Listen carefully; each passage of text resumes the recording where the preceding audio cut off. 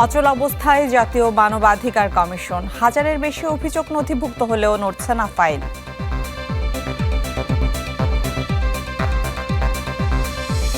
সিলেটের ৩ উপজেলায় আজ এনসিপির পদযাত্রা, জুলাই সনদ বাস্তবায়ন দাবিতে ৫ আগস্ট মহাসমাবেশ ১১ দলীয় ঐক্যের।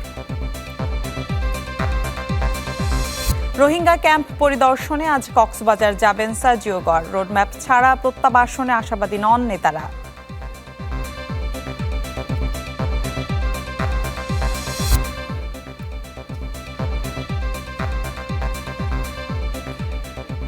দর্শক, আমন্ত্রণ চ্যানেল 24-এর সকাল 10টার খবরে শুনছিলেন একেএস সংবাদ শিরোনাম। আপনাদের সাথে আছি আমি মিলা খন্দকার।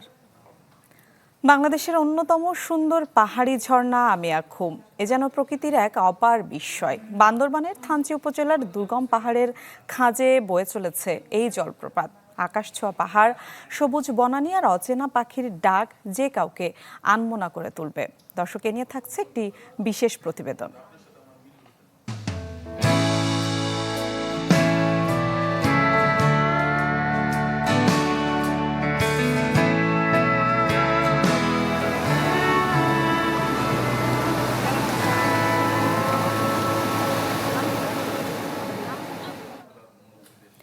জাতীয় মানবাধিকার কমিশনে জমছে অভিযোগের ফাইল, কিন্তু নিষ্পত্তি করা যাচ্ছে না সেগুলো। সারা দেশে এমন হাজারেরও বেশি অভিযোগ নথিভুক্ত হয়ে পড়ে আছে। অধ্যাদেশের অধীনে নিয়োগ পাওয়া চেয়ারম্যান ও সদস্যরা পদত্যাগ করেন চলতি বছরের এপ্রিলে। তারপর থেকে আর গঠন করা হয়নি নতুন কমিশন। এতে মানবাধিকার কমিশনে তৈরি হয়েছে অচল অবস্থা। আশিকিন প্রিন্সের রিপোর্ট। মানবাধিকার সংরক্ষণ, উন্নয়ন ও সুরক্ষা নিশ্চিতে ২০০৯ সালে আইন করে গঠন করা হয় জাতীয় মানবাধিকার কমিশন। ১৬ বছর পর সেই আইন বাতিল করে অন্তর্বর্তী সরকার। গেল বছর জারি করে জাতীয় মানবাধিকার কমিশন অধ্যাদেশ, যার ভিত্তিতেই পুনর্গঠিত হয় কমিশন। কিন্তু বর্তমান সরকার অধ্যাদেশটি আইনে পরিণত না করে ফিরিয়ে আনে ২০০৯ সালের আইন।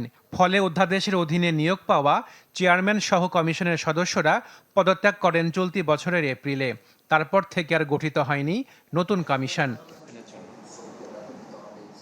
মানবাধিকার কমিশনের প্রধান কার্যালয়ে গিয়ে দেখা যায় নেই স্বাভাবিক কর্মচাঞ্চল্য। তবে কমিশনের সচিবালয় বলছে প্রতি সপ্তাহেই আসছে ১০ থেকে ১২টি অভিযোগ, কিন্তু কমিশন না থাকায় সেগুলো শুধু নথিভুক্ত করে রাখা হচ্ছে। যখন কোনো অভিযোগ আসতেছে, আমাদের অভিযোগ তদন্ত সেকশনে যারা অফিসাররা দায়িত্বপ্রাপ্ত আছেন তারা অভিযোগটি প্রসেস করছেন, সারাংশ তৈরি করছেন এবং এটা সামারি তৈরি করে ফাইল আকারে রেখে দিচ্ছেন। পরবর্তীতে যখন কমিশনার এবং চেয়ারম্যান নিয়োগ হবেন তাদের কাছে উপস্থাপন করা হবে। বর্তমানে কমিশনার এবং চেয়ারম্যান না থাকার কারণে এই ক্ষেত্রে আইনগত কোনো পদক্ষেপ আমরা নিতে পারছি না। মানবাধিকার কমিশনে এখন নিষ্পত্তির অপেক্ষায় ১,২৮৩টি অভিযোগ। প্রতিষ্ঠানটি বলছে কমিশন না থাকায় তৈরি হয়েছে অচল অবস্থা। এছাড়া গুম কমিশনের দেয়া ১,৫০০ অভিযোগও পড়ে আছে সিলগালা অবস্থায়। গুম সংক্রান্ত কমিশনের নথিগুলো আমাদের এখানে সিলগালা করা অবস্থায় রয়েছে। পরবর্তীতে গুম সংক্রান্ত আইন অনুযায়ী সরকার যে ডিসিশন নেবেন বা আলাদা তদন্তকারী কর্মকর্তা বা তদন্তকারী সংস্থা হলে আমাদের এখানে যেটা আছে ওনারা যদি নিয়ে যেতে চায় সেটা আমরা ওনাদের কাছে হস্তান্তর করব। আর বিগত ৯ সালের আইন অনুযায়ী আমাদের এখানে যে কমিশনে মানবাধিকার কমিশনে বিভিন্ন গুমের অভিযোগ দায়ের করা হয়েছিল সেটাও আমরা আইন অনুযায়ী যদি ওইখানে হস্তান্তর করতে বলা হয় হস্তান্তর করে দেব। নতুন কমিশন কবে গঠিত হবে তা এখনও নিশ্চিত নয়। তবে কমিশন গঠনের ক্ষেত্রে দলীয় পরিচয়ের বাইরে গিয়ে যোগ্য এবং নিরপেক্ষ ব্যক্তিদের নিয়োগ দেওয়ার তাগিদ মানবাধিকার কর্মীদের। হয়তো ৫ সদস্যের বিশিষ্ট যে কমিশন হবে ভবিষ্যতে, তার মেজরিটি হয়তো দলীয় সমর্থক পর্যায়ের লোকরা, আমলারা যুক্ত হয়ে যাবে। ফলে এই কমিশন ভবিষ্যতে যদি হয়, সেই কমিশন কাজ করা দুরূহ হয়ে যাবে এই ধরনের ঘটনায়। জাতীয় মানবাধিকার কমিশন গঠনে নতুন আইন বিল আকারে উপস্থাপন করা হতে পারে আগামী সংসদ অধিবেশনে। Ashikin Prince, channel 24, Dhaka. আজ সিলেটের ৩ উপজেলায় পদযাত্রা করার কথা রয়েছে এনসিপির। এরই মধ্যে বিভিন্ন স্তরে নিরাপত্তা জোরদার করা হয়েছে। গতকাল সিলেটের গোলাপগঞ্জে পদযাত্রা শেষে এনসিপি নেতাকর্মীদের উপর হামলা করা হয়, তবে এতে কেউ হতাহত হননি। এদিকে জুলাই সনদ বাস্তবায়নের দাবিতে চলমান আন্দোলনের নতুন কর্মসূচি ঘোষণা করেছে 11 দলীয় ঐক্য। আগামী 5 আগস্ট পল্টনে মহাসমাবেশ পালন করবেন জোটের নেতাকর্মীরা। রাজধানীর মিন্টো রোডে বিরোধী দলীয় নেতার বাসভবনে জরুরি বৈঠকের পর এ কর্মসূচি ঘোষণা করা হয়।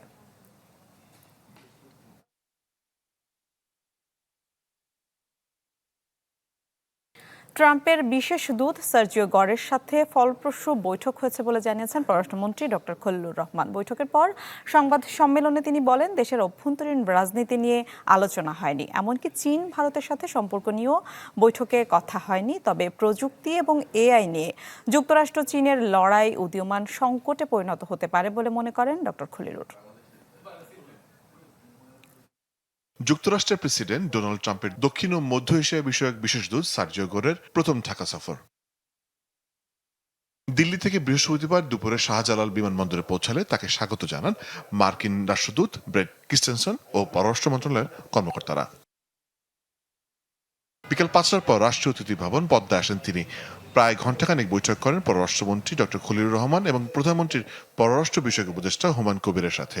এরপরে এক্স হ্যান্ডেলে সার্জিও লেখেন, বৈঠকে আলোচনা দারুণ ছিল, ইতিবাচক অগ্রগতিও হয়েছে। পররাষ্ট্র মন্ত্রীর সাথে বৈঠকে সার্জিও গোর আরও জানিয়েছেন, দেশটির পররাষ্ট্র দপ্তর মনে করে বাংলাদেশে ভ্রমণের জন্য আরও নিরাপদ বলে মনে করছে তারা। মার্কিন যুক্তরাষ্ট্রের সামগ্রিক ভ্রমণ সতর্কতা লেভেল 3 থেকে কমিয়ে 2 আনা হয়েছে। পরের রাতে সাংবাদিকদের ব্রিফ করেন পররাষ্ট্রমন্ত্রী। একাধিক প্রশ্নের জবাবে বলেন, বাংলাদেশের অভ্যন্তরীণ রাজনীতি নিয়ে কোনো আলোচনা হয়নি, চীন ভারতের সাথে সম্পর্ক নিয়ে কোনো উদ্বেগ নেই। আমাদের দু দেশের মধ্যে অত্যন্ত চমৎকার বাইল্যাটারাল রিলেশনশিপ এখন বিদ্যমান এবং এটাকে আরও কীভাবে এগিয়ে নিয়ে যাওয়া যায় সে ব্যাপারে আমরা ইতিবাচক আলোচনা করেছি। আপনারা জানেন, আমি ম্যানিলাতে গত সপ্তাহে মিস্টার গোর এবং সেই গোরের সঙ্গে আমাদের এর আগে বৈঠক হয়েছে এবং সেই সময় সেক্রেটারি অফ স্টেট মার্কিন পররাষ্ট্রমন্ত্রী মিস্টার রুবিওর সঙ্গে আমার সাক্ষাৎ হয়েছে। তো আমাদের সম্পর্ক এখন একটা অত্যন্ত ইতিবাচক অভিমুখে আছে। বাংলাদেশের সম্পর্ক নিয়ে মার্কিন যুক্তরাষ্ট্রের কোনো উদ্বেগ বা টেনশন কি আছে? আমি চীন এবং ভারতকে এই বিষয়ে কোনো আলোচনাই হয় নাই, সুতরাং আমি ধরে নেব এই বিষয়ে কোনো উদ্বেগ নেই। পশ্চিমা বিশ্বতে এখন ইনক্লুসিভ ডেমোক্রেসির কথা বলে আসছে গত কয়েক মাস ধরে।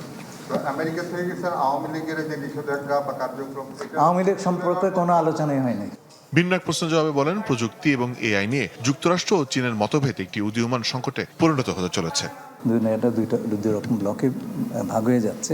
এটা তো সকলের একটা, this is an emerging technology. আমরা অনেক কিছুই জানি না। আমি শুধু এইটুকু বুঝতে পারছি যে আগামী বিশ্বের আমাদের সভ্যতার একটা বেসিস হবে এটা। হ্যাঁ, তো এখনও এটা সম্পর্কে স্পষ্ট কিছু নেই। যেমন ধরেন নতুন যে প্রতিষ্ঠান হয়েছে ওয়ার্ল্ড এআই কোঅপারেশন অর্গানাইজেশন, যুক্তরাষ্ট্র এখন সেটা পর্যালোচনা করছে। এখন তো তাদের পুরো অভিমতটা আমরা জানি না।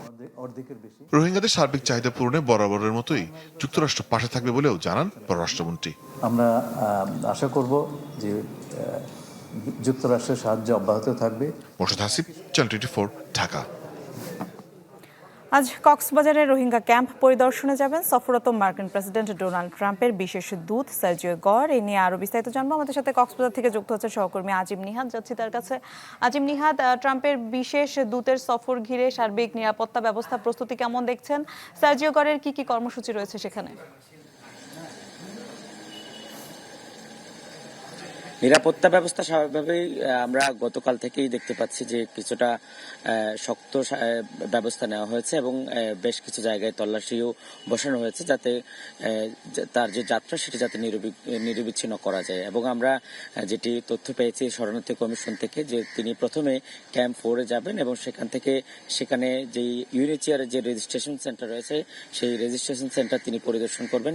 সেটি করার পরে ডাব্লিউপির একটি ফুড সেন্টারে যাবেন, ফুড ডিস্ট্রিবিউশন ডিস্ট্রিবিউশন সেন্টারে, সেখানে ডিস্ট্রিবিউশন কিভাবে হয় এবং কোন প্রক্রিয়ায় হয় সেখানকার তারা দায়িত্বরত আছেন তাদের সাথে কথা বলবেন। সেটি শেষ করার পরে আইআরসির একটি হসপিটাল পরিদর্শনের কথা রয়েছে এবং সেখানে যারা চিকিৎসা নিতে আছেন এবং যারা চিকিৎসা দিচ্ছেন তাদের সাথেও তিনি বেশ কিছুক্ষণ কথা বলবেন। এভাবে আরো 2টি ক্যাম্প পরিদর্শনের তার কথা রয়েছে। শেষ করে বিকেল নাগাদ মূলত শরণার্থী কমিশনারের সাথে তার একটি বৈঠক রয়েছে এবং সেটি খুব অল্প সময়ের জন্য। তবে তার যে স্কেজুয়াল আমরা পেয়েছি সেখানে আসলে রোহিঙ্গাদের সাথে বৈঠকের কোনো শিডিউল আমরা পাইনি এবং রোহিঙ্গাদের সাথে কোন সময়ে কিভাবে তিনি কথা বলবেন সেই বিষয়টি এখনো আমরা স্পষ্ট জানতে পারিনি। তবে তার এই সফরটা অত্যন্ত গুরুত্বপূর্ণ, কারণ আপনি জানেন যে গত 2 দিন আগে মালয়েশিয়ান প্রধানমন্ত্রী একটি ঘোষণা দিয়েছেন যে বাংলাদেশ থেকে 3 লাখ রোহিঙ্গা এবং মালয়েশিয়া থেকে 5,000 রোহিঙ্গাকে মিয়ানমার ফেরত দিতে সম্মত হয়েছে। দীর্ঘদিন ধরে আপনি জানেন যে এই প্রত্যাবাসন ইস্যুতে বিভিন্ন দেশের সহযোগিতা চেয়েও যেখানে পাওয়া যাচ্ছে না, সেখানে মালয়েশিয়া এগিয়ে আসার পরপরই কিন্তু মার্কিন দূতের এই রোহিঙ্গা ক্যাম্পের সফর। তারা এই ভূমিকায় তারা এই যে প্রত্যাবাসন প্রক্রিয়াতে তারা কি ধরনের ভূমিকা রাখে সেটি এখন আসলে দেখার বিষয় এবং সেই প্রত্যাবাসন ভূমিকাতে যদিও এখনো পর্যন্ত বাংলাদেশে সফররত অবস্থায় রোহিঙ্গাদের নিয়ে তিনি মন্তব্য করেননি, হয়তো আজকে তিনি মন্তব্য করতে পারেন যে তাদের ভূমিকাটা কি হতে পারে। এই ছিল আমার কাছে এখান থেকে সর্বশেষ। জি, ধন্যবাদ আপনাকে। দর্শক, ট্রাম্পের বিশেষ দূত সার্জিও গরের কক্সবাজার সফর নিয়ে আমাদের জানাচ্ছিলেন সহকর্মী আজিম নিহাদ। মালয়েশিয়ার প্রধানমন্ত্রীর ঘোষণার পর আবারও আলোচনায় রোহিঙ্গা প্রত্যাবাসন। দীর্ঘদিন নানা জটিলতায় আটকে থাকা প্রত্যাবাসন প্রক্রিয়া আদৌ শুরু হবে কিনা তা নিয়ে নানা জল্পনা কল্পনা রয়েছে। আর নতুন এই ঘোষণাকে ইতিবাচক হিসেবে দেখছেন বিশ্লেষকরা। তবে রোহিঙ্গা নেতারা বলছেন রোড ম্যাপ ছাড়া প্রত্যাবাসন নিয়ে আশাবাদী নন তারা। বছরের পর বছর ধরে কক্সবাজারে বিশ্বের সবচেয়ে বড় শরণার্থী শিবিরে নানা অনিশ্চয়তা মাথায় নিয়ে থাকছে প্রায় 15 লাখ রোহিঙ্গা। 2018, 19 ও 20 সালে একাধিকবার প্রত্যাবাসনের ঘোষণা এলেও একজন রোহিঙ্গাও স্বেচ্ছায় মিয়ানমারে ফেরেনি। এমন পরিস্থিতিতে বুধবার মালয়েশিয়ার প্রধানমন্ত্রী আনোয়ার ইব্রাহিম জানিয়েছেন বাংলাদেশ থেকে প্রায় 3 লাখ রোহিঙ্গাকে ফিরিয়ে নিতে সম্মত হয়েছে মিয়ানমার। তার এই ঘোষণার পর আবারও সামনে এসেছে প্রত্যাবাসনের বিষয়টি। তবে এটা মিয়ানমারের নতুন কৌশল কিনা তা নিয়ে প্রশ্ন তুলছেন রোহিঙ্গা নেতারা। বাকি আছে যে মালয়েশিয়া তাদের বাংলাদেশ ইনরে খনমাসের তারিখত খেলিয়া লজেদি আনার কান গ্যারান্টি দিয়া উড়িব রোহিঙ্গা দেশ তো মগল হলে ইয়ার কান তো রোহিঙ্গার খন জায়গা লজে রাখিব দে সিয়ান খেলিয়া করা উড়িব আয় বুঝি দিন কেসুনো বানাগর দে দুনিয়া তো আরিবেলা। অবশ্য মালয়েশিয়ান প্রধানমন্ত্রীর ঘোষণাকে ইতিবাচক হিসেবে দেখছেন বিশ্লেষকরা। ধীরে ধীরে কূটনৈতিক তৎপরতার মাধ্যমে বাংলাদেশ সরকার এই তৎপরতা অব্যাহত রাখবে। এই বাকি যে রোহিঙ্গাগুলো আছে এদেরকে তাদের দেশে ফেরত নেবে। বাংলাদেশের দীর্ঘদিনের যে রোহিঙ্গা প্রত্যাবাসনের প্রত্যাশা, এর বড় অন্তরায় ছিল মিয়ানমারের অনীহা। যদি মিয়ানমার এটা সম্মত হয়ে থাকে তাহলে এটিকে বাংলাদেশের ক্ষেত্রে এখন প্রয়োজন হচ্ছে একে একটি টাইম ফ্রেমের মধ্যে নিয়ে আসা। মালয়েশিয়ান প্রধানমন্ত্রীর প্রত্যাবাসন নিয়ে তার দেশে কথা বললেও এ বিষয়ে এখনো কোনো তথ্য নেই শরণার্থী কমিশনে। যেখান থেকে ঘোষণা আসুক না কেন, যদি কার্যকরীভাবে সেটা করার জন্য আমাদেরকে বলা হয় আমরা প্রস্তুত আছি এবং আমরা প্রত্যাবাসনের জন্য রেডি আছি। এর আগে বাংলাদেশ নাগরিকত্ব যাচাইয়ের জন্য মিয়ানমারের কাছে 8,29,000 রোহিঙ্গার তালিকা পাঠায়। গেল জুন পর্যন্ত দেশটি 3,93,000 জনের তালিকা যাচাই শেষে 2,83,000কে রাখাইনের বাসিন্দা হিসেবে স্বীকার করে। 1 লাখেরও বেশি রোহিঙ্গাকে দেয়নি স্বীকৃতি, যদিও বাছাই বাকি আছে 4 লাখের বেশি। আজিম নিহাত, চ্যানেল 24, কক্সবাজার। বাংলাদেশের সবচেয়ে সুন্দর ঝর্ণা কোনটি? নানা জনে নানা মত দিলেও নির্দ্বিধায় সবচেয়ে বেশি যে নামটি আসবে তা হলো আমিয়া খুম। বান্দরবানের থানচি উপজেলার দুর্গম পাহাড়ের খাঁজে বয়ে চলা এই জলপ্রপাতটি যেন প্রকৃতির এক অপার বিস্ময়। 3 দিকে আকাশ ছোঁয়া পাহাড় আমিয়া খুমকে যেন পাহারা দিচ্ছে অতন্দ্র প্রহরীর মতো। দুর্গম পথ যার আকর্ষণ বাড়িয়ে দেয় বহুগুণ। আমিয়া খুম থেকে ঘুরে এসে সে গল্প জানাচ্ছেন সাদবিন শফিক, ক্যামেরায় ছিলেন সবুজ হোসেন।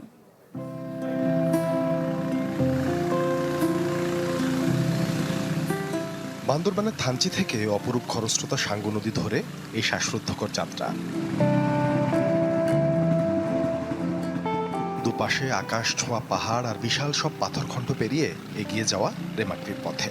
গন্তব্য দুর্গম পাহাড়ে লুকিয়ে থাকা প্রকৃতির অনন্য বিস্ময় আমি এখন ঝর্ণায়। রেমাক্রি থেকে শুরু হাঁটার পালা।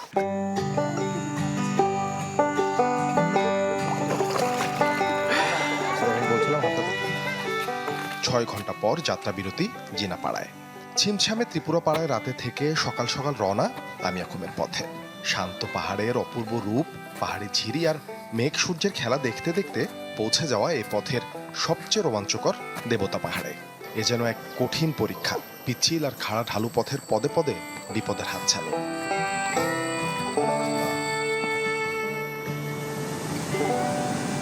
ঘণ্টাখানেক পেরোতেই হঠাৎ চোখের সামনে খুলে যায় এক বিস্ময়ের দরজা। বিশাল পাথরের বুক চিরে নেমে আসছে এক ফেনিল জলধারা। আমি এখন যারা আসবেন তারা অবশ্যই মাথায় রাখবেন এই পথটি কিন্তু বেশ অনেকটাই কঠিন। একটা কঠিন পাহাড়ি পথ পাড়ি দিয়ে আপনাদের এখানে আসতে হবে এবং সাথে যেই ব্যাগ থাকবে আপনাদের সেটি যতটুকু ছোট হয় সেটি কিন্তু আপনাদের জন্য স্বাচ্ছন্দ্যের হবে। এর পাশাপাশি স্থানীয় যেসব পাড়া আছে, এখানে যারা বাসিন্দারা থাকেন তাদের সাথে ভালো ব্যবহার করবেন, তাদের সংস্কৃতির প্রতি শ্রদ্ধা রাখবেন। প্রচলিত লোককথা অনুযায়ী আমিয়া ছিলেন এক পাহাড়ি দেবী, আর মারমা ভাষায় খুম মানে ঝর্ণা। পাহাড়ি দেবীর সেই জলপ্রপাত যেন প্রতিটি ঋতুতেই কথা বলে ভিন্ন সুরে। এত কষ্ট করে আসা, এত পাহাড়, এত জঙ্গল সবকিছু পার করে এখন আসার পরে মনে হচ্ছে যে ভিউটা দেখলাম অসাধারণ।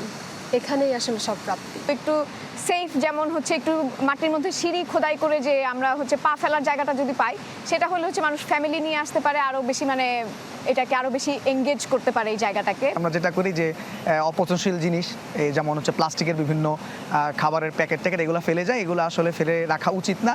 এই যে এটা এই প্রাকৃতিক জিনিস বা সৌন্দর্যের, এটা আমাদের আসলে রক্ষা করা উচিত। কাছে আছে ভেলাখুম আর সাতভাইখুম, চাইলেই ঘুরে আসা যাবে সেখান থেকেও। শহুরে যান্ত্রিক জীবনের সব ক্লান্তি এক নিমেষে দূর করে দেয় এই হিমশীতল বুনো জলধারা। পাহাড়ি নিস্তব্ধতার বুকে এ যেন এক অনাবিল শান্তির সুর। সালবিন শফিক, চ্যানেল 24, থানচি, বান্দরবান। খুলনা বিশ্ববিদ্যালয়ের এক ছাত্রীকে যৌন হয়রানির অভিযোগ প্রমাণিত হয় অধ্যাপক মোহাম্মদ রেজাউল ইসলামকে স্থায়ীভাবে চাকরিচ্যুত করেছে প্রশাসন। গতকাল বিশ্ববিদ্যালয়ে 237তম সিন্ডিকেট সভায় এ সিদ্ধান্ত নেওয়া হয়। ভারপ্রাপ্ত রেজিস্ট্রার জানান, জুন মাসে এক ছাত্রী এগ্রোটেকনোলজি ডিসিপ্লিনের অধ্যাপক রেজাউল ইসলামের বিরুদ্ধে যৌন হয়রানির লিখিত অভিযোগ করেন। এতে সাময়িকভাবে বরখাস্ত করা হয় ওই শিক্ষককে। তদন্তের অভিযোগ প্রমাণিত হয়, তাকে স্থায়ীভাবে চাকরিচ্যুত করা হয়। এদিকে বাংলা বিভাগের অধ্যাপক রুবেল আনসারের বিরুদ্ধে একই ধরনের অভিযোগ পুনর্মূল্যায়নের একটি উচ্চ ক্ষমতাসম্পন্ন তদন্ত কমিটি গঠন করা হয়েছে। আগামী 30 কর্মদিবসের মধ্যে তাদের প্রতিবেদন দিতে বলা হয়েছে।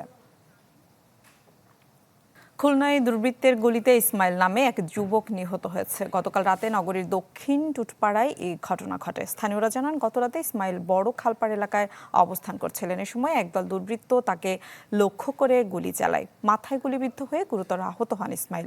পরে খুলনা মেডিকেল কলেজ হাসপাতালে নেওয়া হলেও বাঁচানো যায়নি।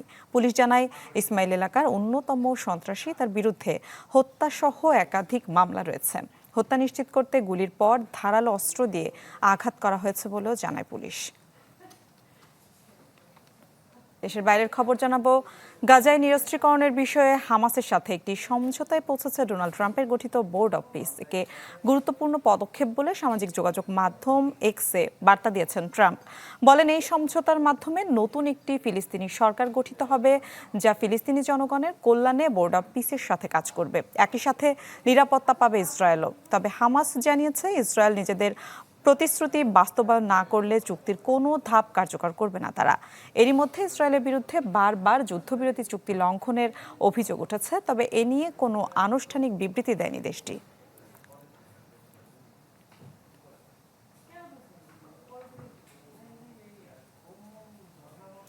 ইউক্রেনে রাশিয়ার নতুন দফার ক্ষেপণাস্ত্র বিমান হামলায় অন্তত 14 জন নিহত হয়েছেন। এদের মধ্যে রাজধানী কিয়েভের একজন এবং প্রেসিডেন্ট জেলেনস্কির নিজ শহর ক্রিভিরিহে 2 শিশুসহ 6 জন রয়েছেন। রাশিয়ার প্রতিরক্ষা মন্ত্রণালয়ের দাবি, তাদের বাহিনী কিয়েভ, লিভিভ ও দিনিপ্রো পেট্রোভস্ক সহ বিভিন্ন এলাকায় সামরিক স্থাপনায় হামলা চালিয়েছে। একই সাথে কৃষ্ণসাগর তীরবর্তী ওডেসা শহরের কাছে অস্ত্র ও সামরিক সরঞ্জাম বহনের অভিযোগে 3টি মালবাহী জাহাজেও হামলার দাবি মস্কোর। বৃহস্পতিবারের এই হামলা পশ্চিমাঞ্চলের লিবিব শহর পর্যন্ত বিস্তৃত হয়। সীমান্তবর্তী অঞ্চলে হামলার পর নিজেদের আকাশ সীমার নিরাপত্তা নিশ্চিত করতে যুদ্ধবিমান মোতায়েন করে প্রতিবেশী পোল্যান্ড।